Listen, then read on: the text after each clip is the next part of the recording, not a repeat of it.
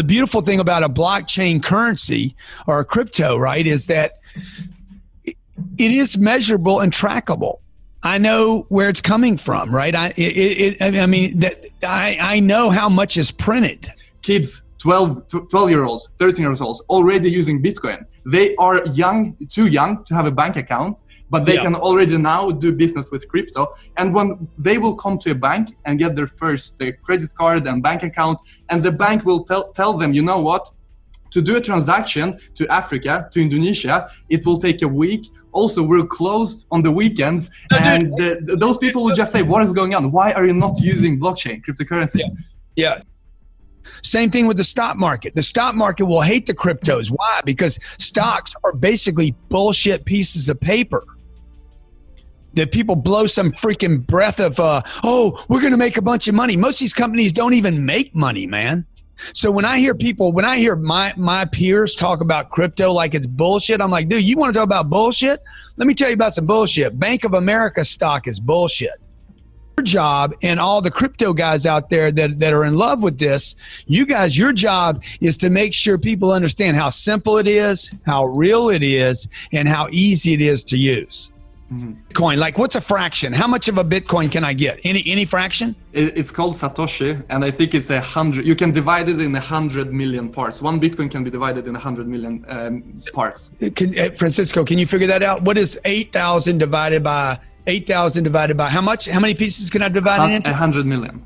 100 million. Because what I'm going to do is I'm going to give every one of my customers for Christmas a tiny piece of my Bitcoin.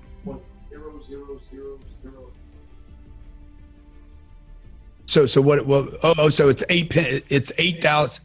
So anyway, whatever, dude. You see what I'm saying? What I'm going to do is I'm going to distribute a bunch of Bitcoin to all my customers. Right. And what does that do? Okay, it creates confidence because people are like, dude, now I got Bitcoin. The problem you guys have is y'all have Bitcoin conversations and crypto debates.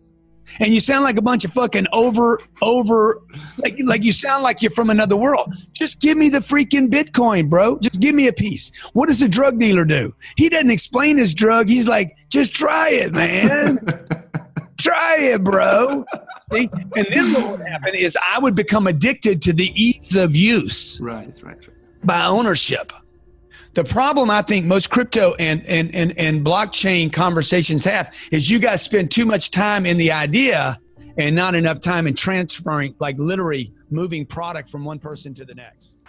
All right, and then you said money. How is money going to change? How is money Well, poor people don't have bank accounts, and so when they have an emergency, they want to borrow, save, it's very tough. Small transactions, the fees are just too high when you have banks and ATMs and all that.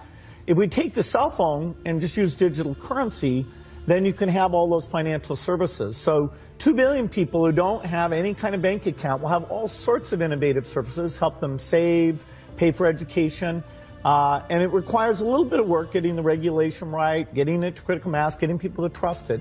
But the magic of that cell phone with the right software means that people have banking, and that's really big for their lives, so they can borrow when they need to. And that's interesting because everyone has a cell phone and a smartphone now.